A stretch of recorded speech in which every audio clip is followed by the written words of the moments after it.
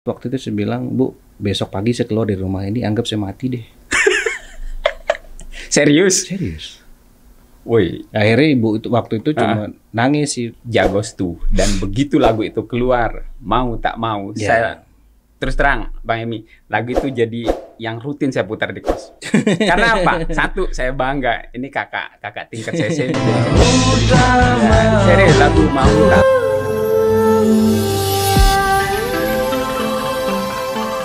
Assalamualaikum warahmatullahi wabarakatuh. Ini kesempatan sangat istimewa saya dikunjungi oleh sahabat. Ini ketika SMP saya pernah ingat dulu sekali ketemu di Pramuka ini dengan Bang Helmi Prastowo Budi atau kita bisa nyebutnya Bang Emi. Bang Emi, apa kabar Bang Emi? Alhamdulillah, masih waras. Masih waras dah. Dia nggak mau menyebut sehat, yang penting waras. Katanya. Bahaya kalau nggak waras. Betul. Di SMP saya ingat betul dulu apa ya? Memang sejak SMP ini terlihat bermain musiknya ya udah ada lah ya saya lihat ya. Kemudian kegiatan-kegiatan pramuka. Cuma sekali sih saya ketemu di Segara kalau nggak salah. Di Ketapang ya. Di Ketapang ya. Segara nggak ada yang tahu. Oh nggak ada. Tanjung Menangis. Tanjung Menangis sekarang ya. Pantai Tanjung Menangis namanya. Oke, Pantai Tanjung Menangis di situ kita ketemu, kita camping bersama. Kemudian saya dengar kabarnya itu justru ketika kita di Jogja.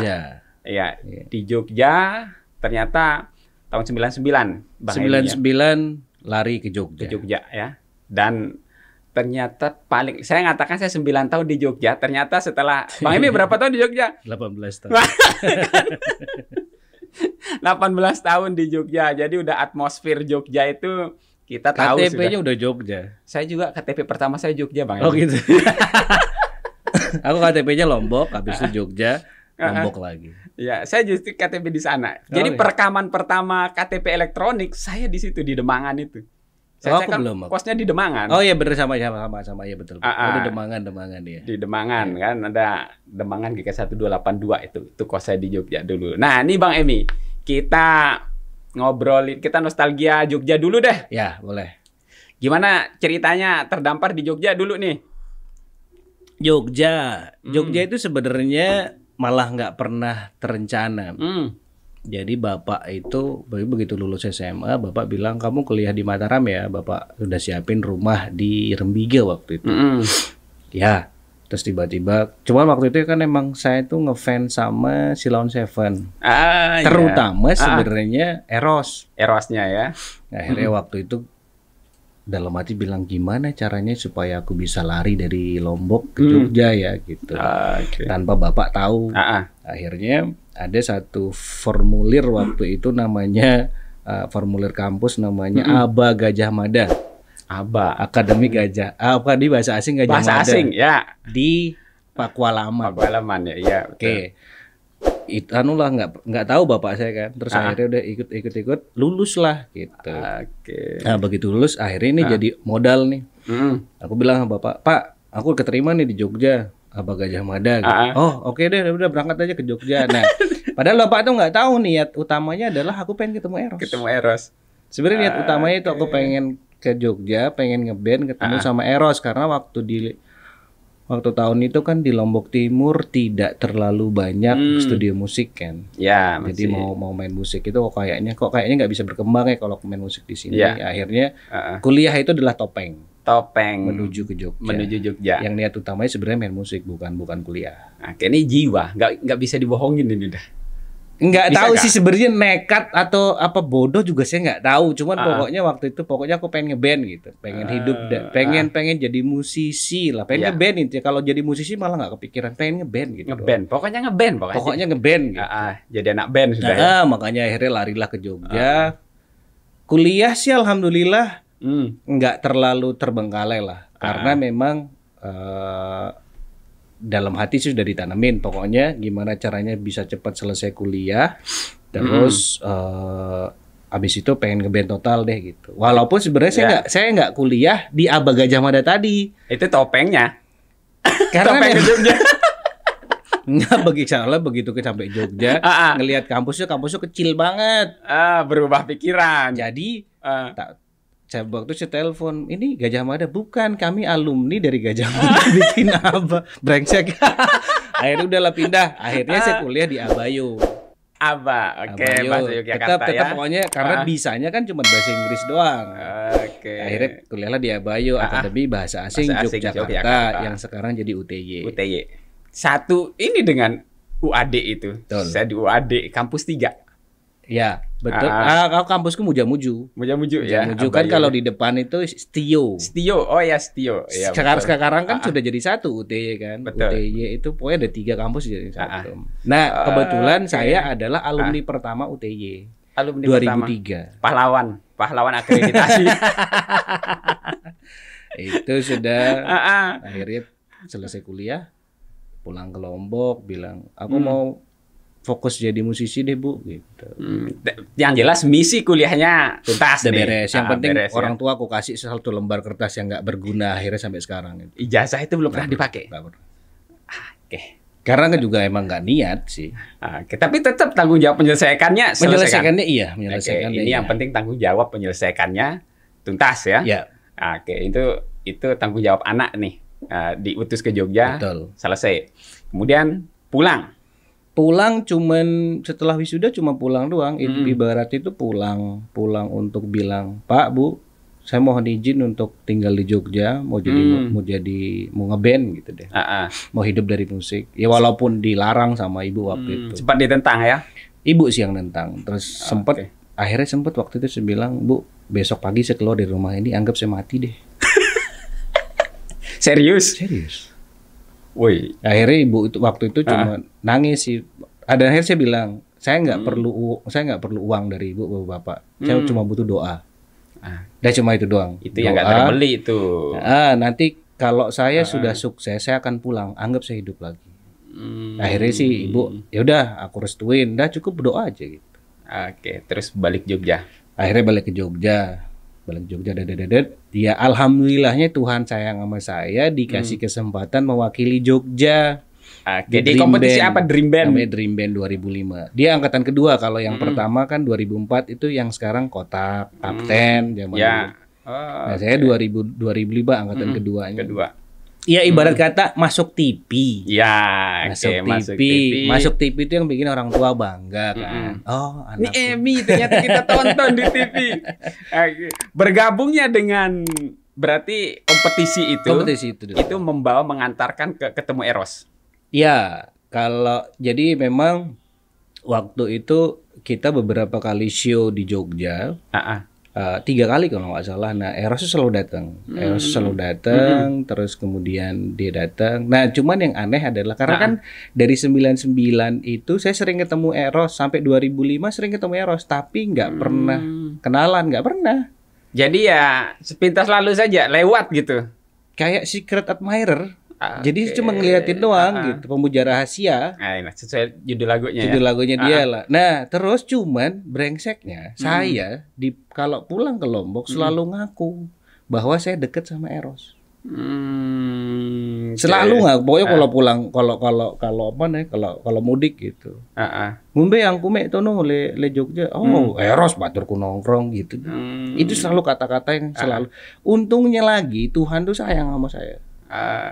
2005 ada kesempatan bertemu. Pertemuan pertama itu malah anak-anak itu, jadi pokoknya pertemuan pertama, kedua, nah yang ketiga akhirnya dia Eros nyamperin saya.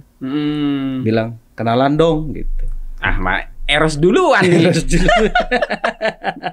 Kacau ini kenalan dong gitu. Anak Lombok kacau ini. Akhirnya dari situ diajakin, aku mau bikin project nih gitu. 2005 itu kenalan, terus baru 2006-nya dia baru telepon lagi. Akhirnya kita bikin project namanya Jagostu itu. Jagostu, dan begitu lagu itu keluar, mau tak mau saya terus terang Bang Emi, lagu itu jadi yang rutin saya putar di kos. Karena apa? Satu, saya bangga, ini kakak tingkat.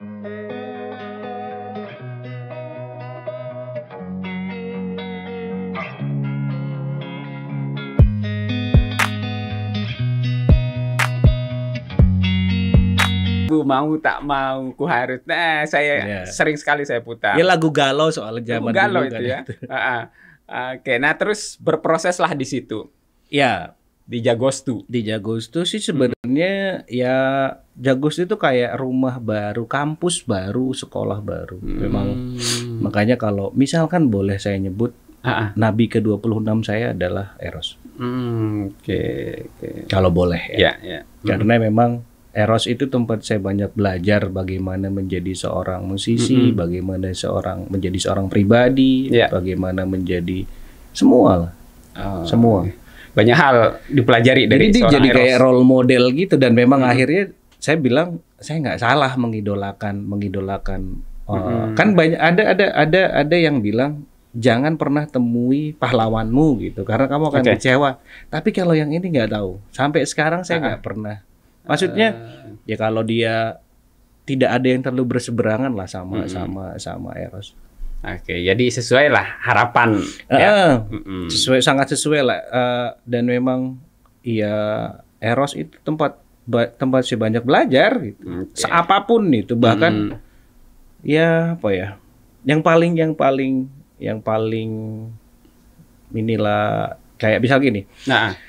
Kita manggung Jagostu gitu. Orang kan siapa sih yang nggak kenal Sheila on 7 band sebesar itu. Betul. Gitu.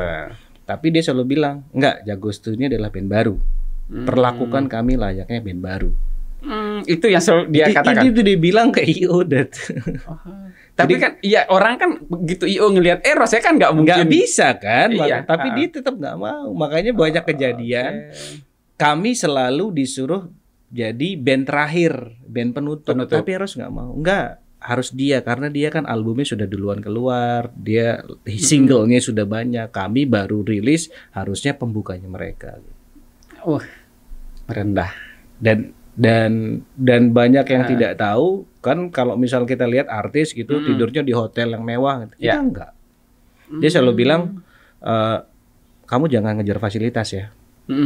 Dah pokoknya kamu harus belajar layaknya jadi band baru gitu. Makanya kalau kita pernah ke beberapa kali di luar kota itu, kita satu tim itu berpersonil 4 orang, kru itu kurang lebih 8 sampai 10 orang. Satu tim. Pernah kita hanya 2 kamar. Nampung 10 orang. Iya. Jadi saya player itu saya Eros, Alam, Brian itu satu kamar. Kadang Brian sama Alam di atas kasur, saya sama Eros di bawah. Jadi betul-betul walaupun udah band besar, udah orang besar, tapi betul-betul merasakan membangun band baru lagi. Iya itu. Seharusnya kan kalau mental orang yang sudah makanya betul. Kalau saya bilang Eros itu bukan artis. Dia gembel berprestasi. Jadi betul. Ya, jadi sangat sesuai harapan. Iya. Ya, ketemu Eros, mengidolakan Eros. Ya pokoknya dia udah apa ya? Ya terlalu lebay kalau saya bilang sempurna ya. Tapi dia memang ya role model dan memang dia baik banget sih anak itu. Sangat baik lah. Sampai sekarang tetap komunikasi sama Bang Eros? Masih, terakhir kali kemarin. Dia kan lagi pulang kampung sekarang, lagi mudik. Istrinya kebetulan dari Perancis kan. Masih lagi di Perancis. Kemarin sih terakhir kali kontak-kontakan cuman iseng bilang, "Mas, gini. Oke deh, aku beliin." Oke, makasih. Jadi support Bang Eros itu sampai sekarang dalam support moral apa itu tetap diberikan. Kalau kontak-kontakan sebenarnya jarang karena aku juga tetap menjaga, nggak terlalu deket kayak orang mungkin mikirnya kayak deket, enggak, justru malah aku tetap jaga, aku harus jaga gaps antara dia karena kalau aku terlalu deket nanti kok malah jadi kurang ajar gitu. Hanya kalau sama Eros tetap harus aku jaga, ada batasan yang aku harus tetap jaga supaya aku tetap bisa menghormati dia. Jadi inilah seorang idola tetap memposisi walaupun sudah jadi teman satu band lah ya, tapi tetap menjaga bahwa dia idola saya. Nggak gitu semena-mena lah, nggak semena-mena. Bahkan ada kejadian kemarin kayak beberapa teman minta, "Mas boleh nggak minta tolong minta ucapan ulang tahun buat anakku ke Mas Eros?" Gitu. Aku nggak langsung ke Eros. Nggak langsung, tapi aku tanya orang yang lagi deket sama Eros gitu. Bisa nggak gini. Oh lagi ribet Mas karena mamahnya Mas Eros lagi di rumah sakit. Oh ya udah aku stop nggak. Jadi, karena kan takutnya dia nggak berani menolak, tapi dia nggak ikhlas melakukan itu kan nggak enak jadinya. Ya, jadi cari tahu dulu kesibukan Cari orang tahu terdekatnya dulu, ya, ya. biar tidak membebani. Betul. Oke, luar biasa. Kemudian Bang Emi nih kita nostalgia Jogja. Jogja kan untuk band Ya. dan dunia industri kreatif nih terutama ya. Ya. Kita tahu bersama deh, Ya. di situ atmosfernya begitu bagus. Ya. Sehingga yang teman-teman dapatkan di situ ya satu kenyamanan, Ya. fasilitas dan ya untuk membangun itu sangat iya gitu loh Ya. untuk band ya. Nah, Bang Emi memutuskan